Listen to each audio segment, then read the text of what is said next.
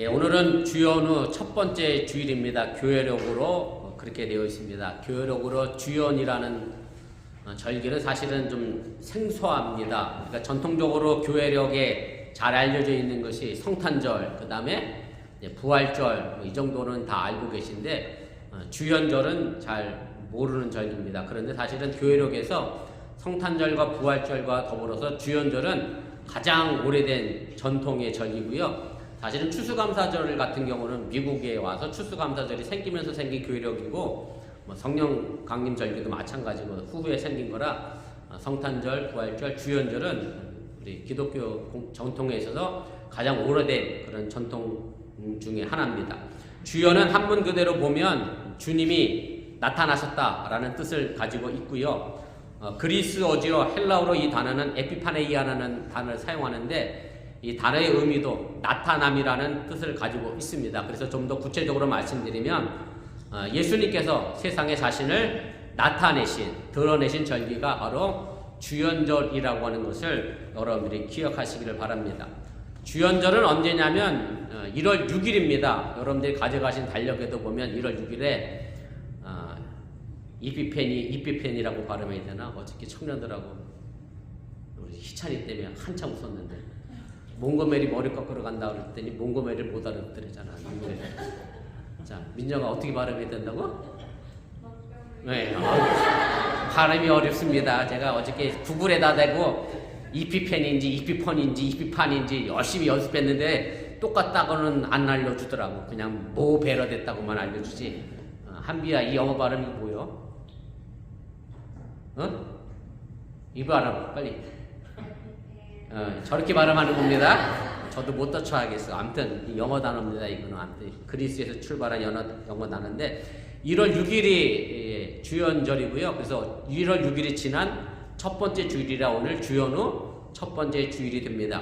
주연절은 서방 기독교와 동방 기독교에 조금 차이가 있습니다. 서방 기독교라고 하는 얘기는 유럽을 중심으로 해서 이 미국으로 전파된 기독교가 서방 기독교고요. 동방 기독교도 있습니다. 동방 기독교는 예루살렘으로 중심으로 해서 동쪽으로 전파된 기독교를 동방 기독교라고 얘기합니다. 흔히 동방 정교회라고 얘기합니다. 여러분들은 정교회는 기독교가 아닌 거로 생각하는데 그렇지 않습니다. 똑같이 하나님을 믿고 예수를 믿습니다.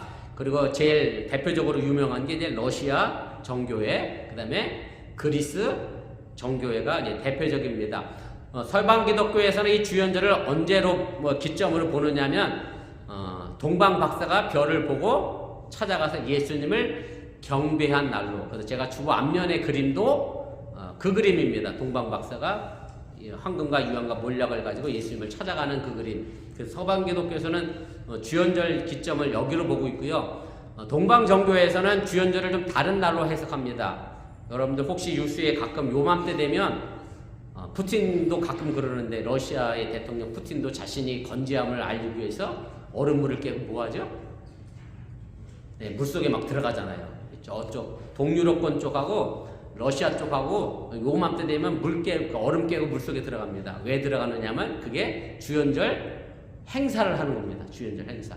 그래서 동방 기독교에서는 주연절을 언제 보느냐면 예수님께서 세례 요한에게 세례 받으시는 날을 주연절로 기점을 삼습니다. 왜냐하면 세례 받을 때 하늘에서 음성이 들리잖아요. 너는 내 사랑하는 아들이다. 그래서 그때부터 예수님이 공식적으로 세상에 하나님의 아들로 메시아로 드러내셨다. 그래서 동방 기독교에서는 세례 받을 때를 얘기하고 서방 기독교에서는 동방 박사가 별을 보고 찾아와서 주님이 빛나는 별을 보고 와서 하나님께서 자신을 세상에 드러내셨다. 그렇게 생각하고 이제 주연절을 지키게 됩니다.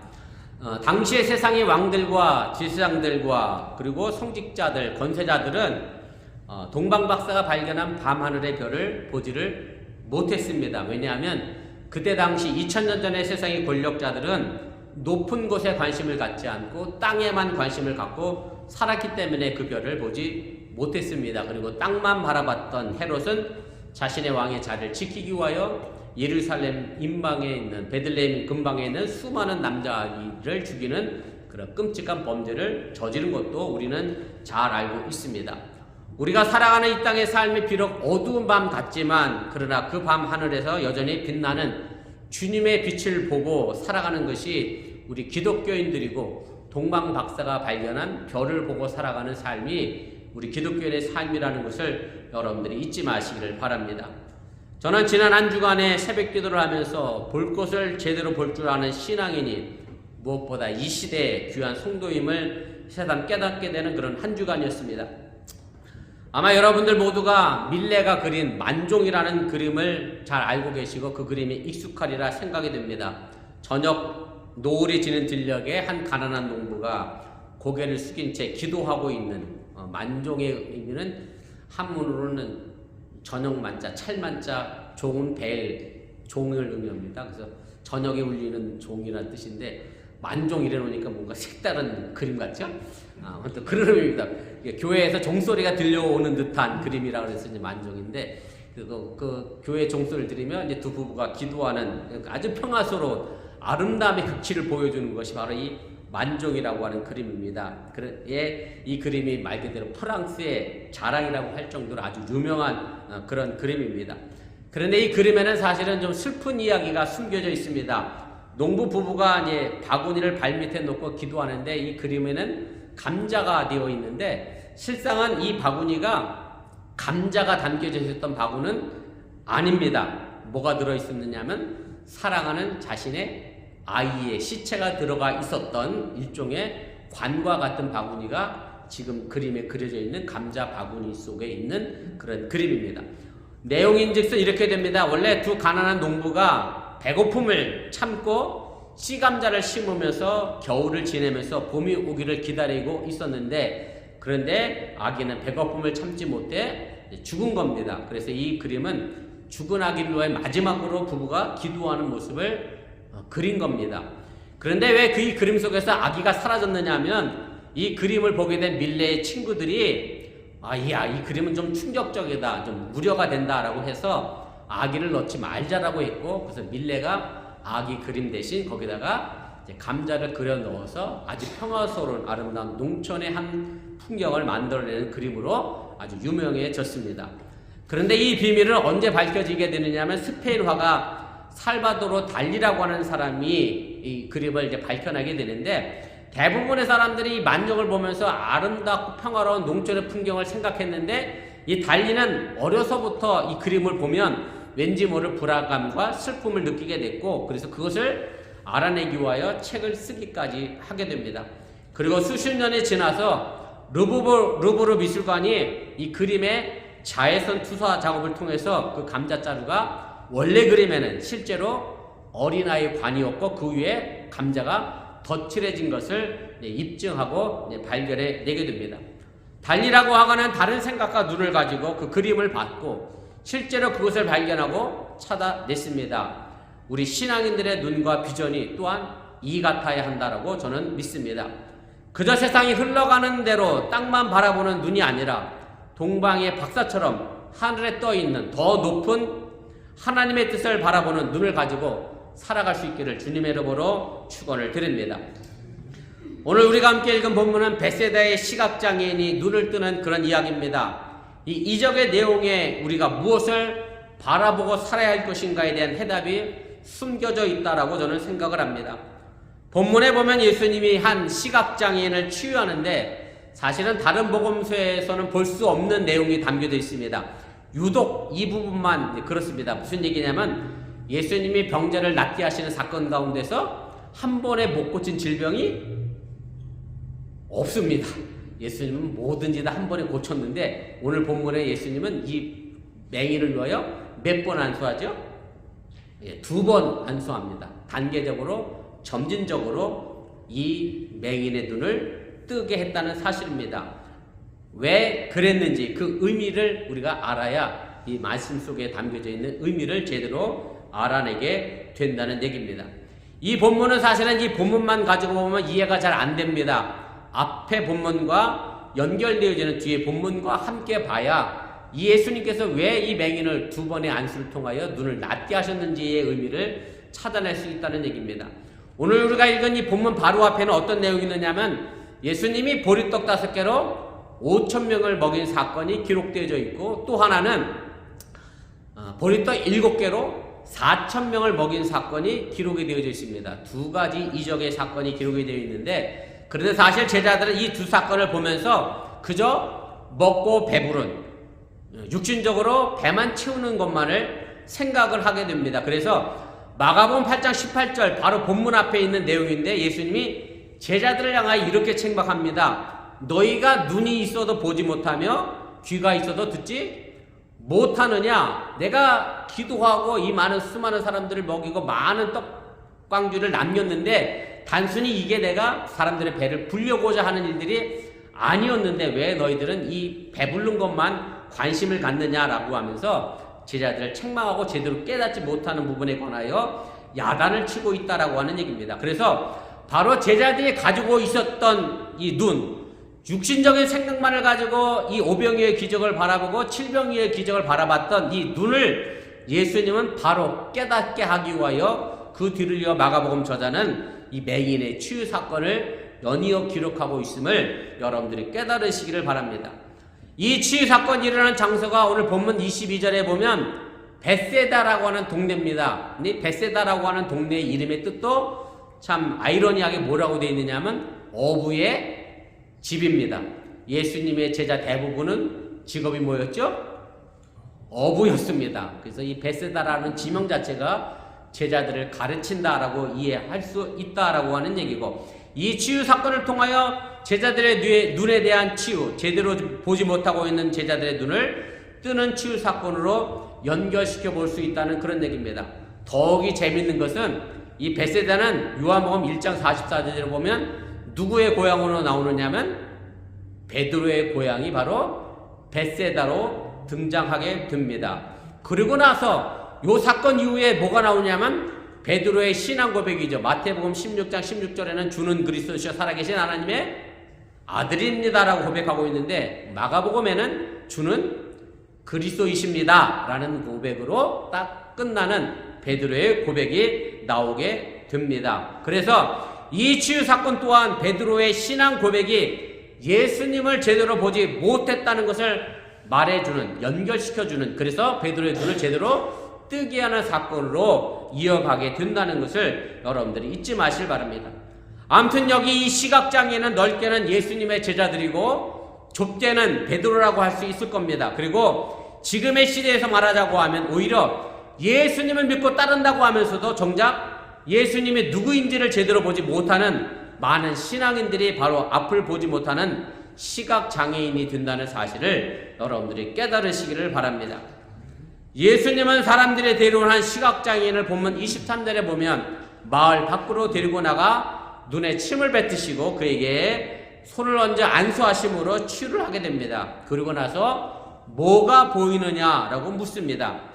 그랬더니 시각장애인이 24절에 사람들이 보이나이다, 나무 같은 것들이 걸어가는 것을 보나이다 라고 대답합니다. 분명 사람들이 보인다고, 그리고 그 모습은 나무 같은 것들이라고 걸어다니는 모습으로 보이게 된다라고 하는 얘기인데, 나무 같은 것들이라고 하는 이 표현을 통해서 우리가 알 수 있는 것은 뭐냐면 이 뱅이는 태어날 때부터 앞을 보지 못했던 사람이 아니라는 걸 알게 됩니다. 왜냐하면 태어나면서부터 앞을 보지 못했으면 나무가 어찌 생겼는지 알 수 없었을 텐데, 나무의 모양을 아는 거 봐서는 이 맹인은 어떤 불의 사고로 나중에 후에 눈이 보지 못했던 그런 사람으로 우리가 짐작을 해볼 수 있습니다. 아무튼 처음에 눈에 침을 뱉으시고 그에게 안수하신 것으로 치유가 완전히 이루어지지 않았습니다. 이 맹인은 첫 번째 치유를 통해서 사람을 봤습니다. 그런데 그 사람들이 마치 나무 같은 것들로 보였습니다. 사람이긴 한데 뭔가 좀 특이하고 신비한 사람처럼 보여졌다는 얘기입니다. 바로 이 맹인의 말과 이 사건 이후에 베드로의 고백을 서로 연결시켜 보면 베드로의 고백은 예수님을 제대로 본 완전한 고백이 아니라는 것을 우리가 유추해 볼 수가 있게 됩니다. 이 사건 이후에 8장 29절에 보면 베드로가 이렇게 고백합니다. 주는 그리스도 신이다 라고 고백을 합니다.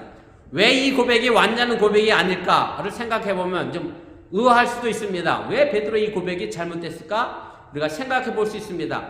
그리스도라고 하는 이 말이 베드로가 갖고 있었던 것이 아니라 대부분의 이스라엘 사람들이 갖고 있었던 메시아에 대한 생각이기 때문에 그렇습니다. 제가 지난주 수요일 성경 공부 시간에도 드린 말씀인데, 이스라엘 사람들의 생각에는 메시아는 누구의 후손으로 온다고 알고 있죠? 다윗의 후손으로 와서 다윗의 왕권을 회복해서 그 다윗의 왕국을 영원토록 세워나가는, 그래서 로마의 압제를 몰아내는 정치적인 메시아로 예수님을 알고 있어서 예루살렘 성에 입성할 때 예수님이 열렬하게 종려나무가지를 흩뜨리며 환영했습니다. 그 광경을 보고 예수님은 의도적으로 뭐를 타시고? 나귀 새끼를 타시고, 나는 그런 왕으로 온 사람이 아니다, 겸손의 왕으로 왔지 정치적 왕으로 온 것이 아니다 라면서 보여주기가 일부러 나귀 새끼를 타고 들어갔다는 것이 지난주일 수요 성경 공부 시간 했던 그런 말씀의 내용입니다. 베드로 역시 이스라엘 사람이었기 때문에 자연히 예수님께 대한 그런 기대를 가지고 있었던 것이고, 심지어 가룟 유다는 예수님이 정치적 메시아로서의 역할을 하지 못하게 되니까 예수님을 은삼십을 받고 팔아넘기는 그런 행동까지 하게 됐다는 것을 여러분들이 기억하시기를 바랍니다. 다시 오늘 본문과 연결시켜 말씀드리면, 그 메시아는 사람인데 좀 뛰어난, 나무가 걸어다니는 것 같이 신기한 듯 다른 사람보다 좀 뛰어난 사람이라고 베드로가 고백을 했기 때문에 이것이 완전한 고백이 될 수 없었다는 그런 말씀입니다. 그래서 예수님이 십자가에서 고난받아 내가 죽임을 당하게 될 것이다 라고 말씀을 하게 되자 베드로는 예수님을 붙들고 그래서는 안 된다라고 항변하고 말리고 있고, 그 결과 예수님 베드로에게 이런 말씀을 하시게 됩니다. 마가복음 8장 33절인데 이건 함께 좀 읽어보겠습니다. 시작. 예수께서 돌이키사 제자들을 보시며 베드로를 꾸짖어 이르시되 사탄아 내 뒤로 물러가라. 네가 하나님의 일을 생각하지 아니하고 도리어 사람의 일을 생각하는도다. 베드로는 예수님을 그리스도라고 고백을 했는데, 그 고백은 결과적으로 모든 이스라엘 사람들이 기대했던 정치적인 메시아였기에 베드로는 예수님이 십자가에서 죽어서는 안 된다라고 말렸고, 그 결과 예수님께 사탄이라고 하는 책망을 듣게 됐다는 그런 말씀입니다. 보아야 하되 제대로 봤어야 하는데 베드로는 처음에는 예수님을 제대로 알아보지 못했다는 그런 얘기입니다. 예수님이 맹인에게 첫 번째 치유를 하시고 나서 무엇이 보이느냐고 물었습니다. 그러자 24절에 쳐다보며 라고 말합니다. 쳐다보았다라고 하는 헬라어는 아나블레삽스라는 단어를 사용합니다. 블레삽스가 보다라는 뜻이고요. 아나는 그 앞에 붙은 전치사입니다. 고개를 들어 쳐다보는 걸 의미합니다. 우러러 보다는 뜻입니다. 그래서 영어 성경 NIV에는 룩업이라는 단어를 사용하여 이 단어를 번역을 했습니다. 물론 룩업은 단순하게 고개를 들어 올려다보는 것도 의미도 있습니다. 그런데 고개를 들어 올려다본다는 의미는 내가 그 사람보다 어디에 있다는 얘기예요? 낮은 자리에 있다는 얘기입니다. 무릎을 꿇었거나 아니면 앉아있거나 그런 상태에서 신체적으로 낮은 자리에 있을 때 고개를 들어 볼 수밖에 없다고 하는 얘기고, 그래서 원문의 뜻을 충실하게 살려 번역한다라고 하면 우러러 보다는 말이 제대로 된 번역이라고 우리가 할 수가 있습니다. 그래서 베드로 또한 예수님을 우러러 봤습니다. 자신들과는 격이 다르고 차원이 다른 사람, 보통이 아닌 사람, 보통보다 더 뛰어난 사람, 그리스도로 보았다는 그런 말씀입니다. 베드로가 예수님을 우러러 본 것은 아주 잘한 일인데 그만 다른 눈으로 우러러 봤습니다. 자기가 보고 싶은 것만을 보고 우러러 봤습니다. 예수님이 정치적 왕으로 오신 것으로 우러러 봤기 때문에 예수님이 십자가 죽음을 말리게 됐다는 그런 말씀입니다. 그런데 예수님은 25절에서 두 번째 치유를 하십니다. 다시 예수님은 두 손을 이 시각장애인의 눈에 갖다 대고 안수를 했습니다. 그러자 이 사람이 주목하여 보더니 나아서 모든 것을 밝히 보게 되었다라고 말합니다.